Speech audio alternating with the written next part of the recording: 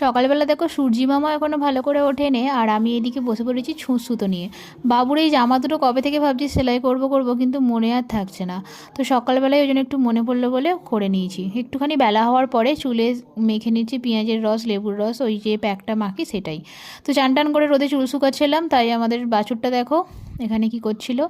আর চলো রেডি হবো এবার মাসির বাড়ি যাওয়ার উদ্দেশ্যে। সেই 1 বছর ধরে ওয়েট করে আছি আমরা এই বিয়ে বাড়িটার জন্য। ওর বাবা আমাদেরকে তুলে দিতে এসেছে টেকারে, আজকে টেকারে করেই যাব। এই দেখো ফাইনালি চলে এসেছি। এইদিকে মেহেন্দি করতে বসে গেছে বিয়ের কোণে।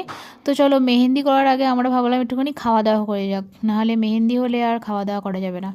তো খাওয়া দাওয়া করে বসবো হচ্ছে মেহেন্দি করতে, আমিও একটুখানি করে নেবো আর কি।